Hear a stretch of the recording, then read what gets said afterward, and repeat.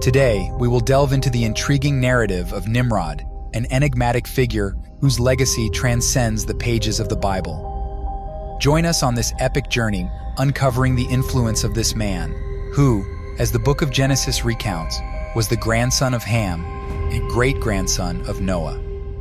His story is a captivating tale of power, challenges, and mysticism. Before we proceed, we invite you to share our video, allowing more people to join us in each discovery and study of the scriptures. Learn more about Nimrod, the sovereign responsible for the construction of the Tower of Babel, often associated with the first Antichrist. Thus died Nimrod, the king who built the Tower of Babel, the first Antichrist. As we explore Genesis chapter 10, we are introduced to Nimrod, highlighted as one of the first notable post-Diluvian leaders. His lineage is so rich and deep that it resonates in the stories of Babel and the attempted assassination of Abraham.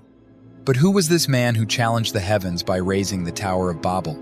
Described as a skillful hunter before the Lord, he established his kingdom in Babel, Ar, Ad, and Calneh in the land of Shinar, a region of great prosperity and, at the same time, post-Diluvian challenges. With a bold spirit, Nimrod not only founded cities, but also forged a civilization. His saga continues with the expansion into Assyria, where he erected civilization monuments like Nineveh, which became icons of progress and, paradoxically, moral decay.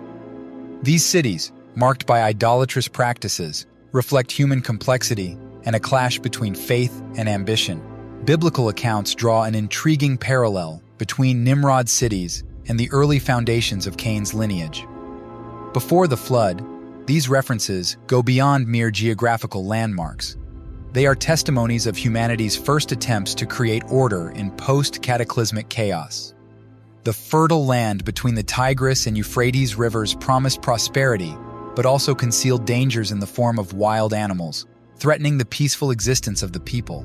Nimrod, with his dark skin inherited from Cush and his imposing stature, stood out as a protector and provider, an almost mythical figure who dominated and united his people against natural threats. His influence was so vast that even today, his name evokes stories of bravery and power. His reign, consolidated in strength and hunting prowess, is emblematic of human desire for security and social structure. Under his leadership, the first organized societies emerged along with the concept of a unified kingdom under a monarch. Nimrod's legacy goes beyond physical strength. His shrewdness in leading people and establishing an organized kingdom is a testament to his vision. Under his command and leadership, fortified cities rose, providing refuge and prosperity under the protective shadows of their towering walls. Why settle for dispersion when unity can be achieved? This was Nimrod's philosophy. He not only proposed, but executed the construction of fortresses, not just as protective measures, but as symbols of a kingdom seeking something beyond mere survival. His aspiration was to leave an indelible mark on human history. The Bible immortalizes Nimrod not only as the architect of cities, but also as the founder of an empire that challenged the heavens themselves with the Tower of Babel, an act of audacity that resonates to this day. In a time when the world was still recovering from the ravages of a cataclysmic flood, Nimrod emerged as a monument to human resilience in the land of Babel, Barere, Ad, and Ka, fertilized by the receded waters of the Great Flood. He erected a kingdom recognized by the Bible as the first mentioned in its sacred scriptures. This kingdom was not just a marker of power, but a testimony to human ingenuity and audacity. However, Nimrod's stature was not measured solely by the extent of his territorial conquests or the prestige of his architectural feats.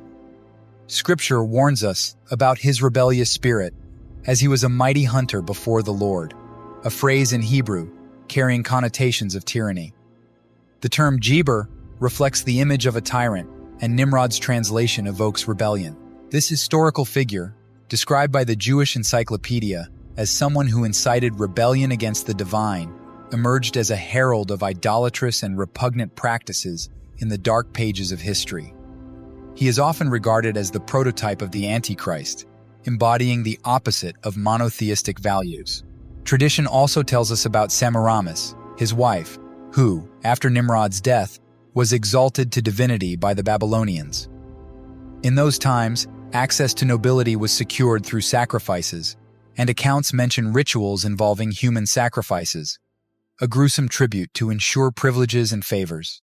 The worship of Moloch, where children were believed to be sacrificed by fire, was an expression of adoration that generated division among the Babylonians, some agreeing, others refuting, culminating in Nimrod's eventual death.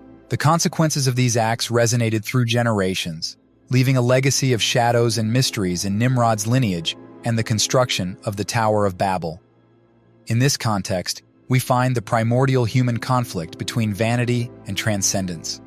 Flavius Josephus, the historian, suggests that Nimrod built the tower not only as a fortress against future floods, but also as an act of divine vengeance, a challenge thrown to the heavens. The reason for the original flood, as recalled in Genesis, was human wickedness and rebellion. By proceeding with the tower's construction, Nimrod continued this legacy of disobedience, refusing to acknowledge divine authority and persuading his people that their prosperity resulted from their own hands, not a higher power. Nimrod's pride and persuasion serve as a primordial example of what happens when humanity deviates from a genuine connection with the divine. The biblical narrative invites us to reflect on the true source of our prosperity and action in the world. The climax of the Tower of Babel story reveals a God who intervenes to thwart human plans. The confusion of languages imposed by the Creator is not simply a punishment, but a course correction, a demonstration that no human project, however grand, can prevail over divine will. The dispersion of languages and peoples is a potent reminder of God's sovereignty over all things, and that true human strength lies in the ability to live in harmony with divine designs rather than trying to supplant them.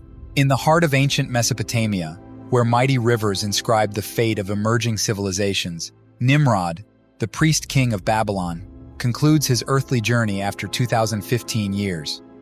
The dramatic end of Nimrod, as narrated by legends and stories interwoven with the fabric of scriptures, is marked by a macabre and symbolic act, the dismemberment of his body.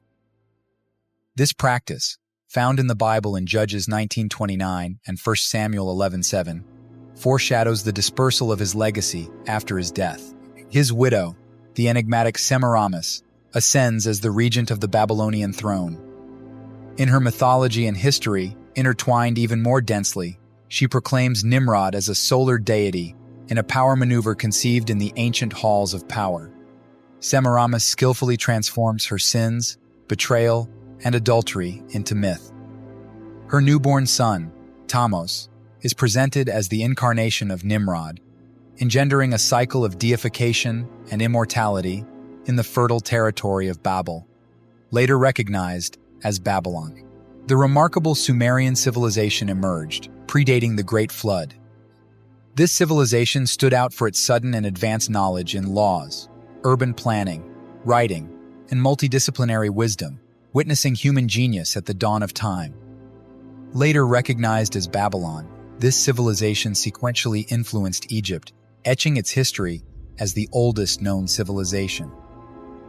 However, Babylon also became synonymous with practices that future generations would condemn: idolatry, divination, enchantments, and a myriad of transgressions against divine.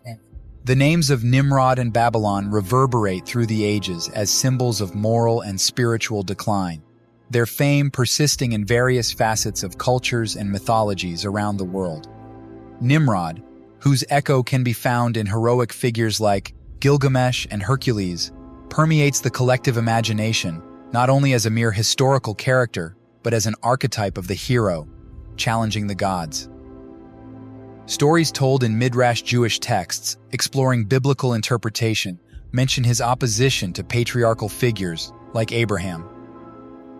While the historicity of these encounters remains shrouded in mystery, in this narrative of power, rebellion, and divinity, what stands out is the extraordinary ability of a figure to influence both history and mythology and humanity's perception of the sacred and the profane.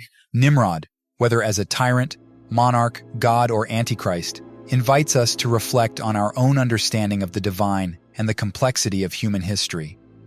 As we close this chapter of history, We are invited to meditate on these passages of the Bible that not only narrate events, but also shape our perception of civilization, culture, and faith over millennia. His story is a window into understanding human ascent and its endless quests for meaning and power. Were you already familiar with Nimrod's story? Leave your comments here, and remember to like and share our video.